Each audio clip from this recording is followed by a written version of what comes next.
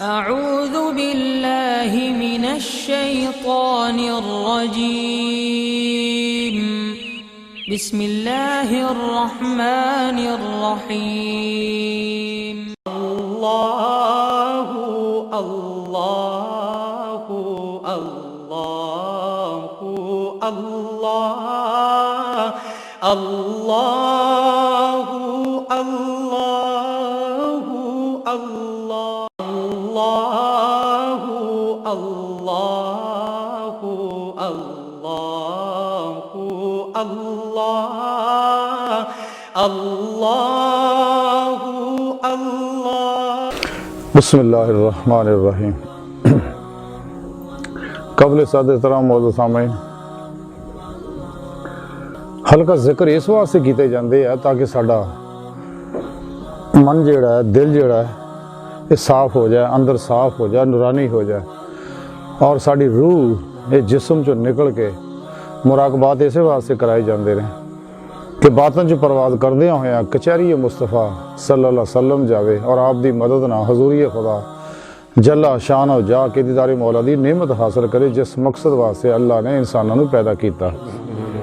बाकी रह दुनिया के मामला तो अल्लाह रब्बुल इज़्ज़त ने जो तकदीर च लिखिया, मुकद्दर च लिखिया, हर हाल च हर बंदे ने मिलना वो किस्मत का लिखिया। इस वास्ते ये वास्ते परेशान होने की कोई ज़रूरत नहीं। तो अल्लाह वाले की ड्यूटी भी यही है, क्योंकि अल्लाह वाले हैं जो अल्लाह से मिला देते हैं।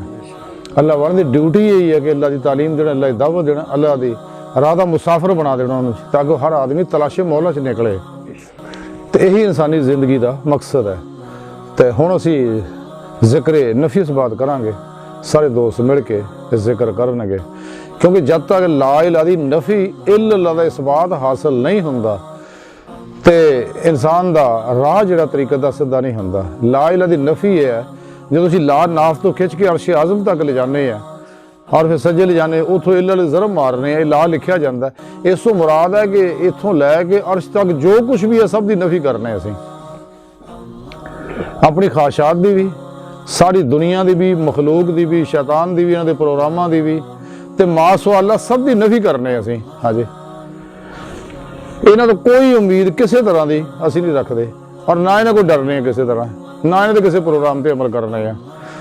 असी प्रोग्राम कहते अमल करने इल्लल्लाह, ये इस बात कि कल्बन ज़ाते मौला च महबूब मस्त हो जाए हमेशा लई। बस अल्लाह वो साढ़े हर वेले कोल है, साढ़े दिलों में खुद रब सोने फरमाया मैं थोड़ी शाह रग तो भी नेड़े हाँ।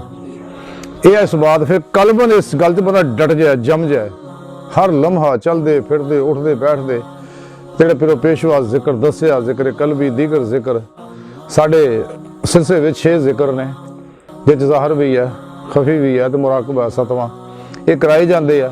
इसका मकसद सिर्फ यही है कि इंसान जिहड़ा रब दा दीदार हासिल कर ले। तो हुण असीं जिक्र नफी इस बात करने ला इलाहा इल्लल्लाह, ला इलाहा इल्लल्लाह,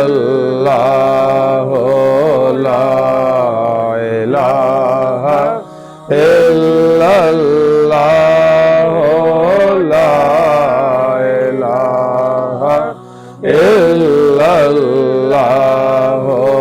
ला इलाहा इल्लल्लाह, ला इलाहा इल्लल्लाह, ला इलाहा इल्लल्लाह, मुहम्मदुर रसूलुल्लाह कुर्रतु ऐनी बिका या रसूलल्लाह।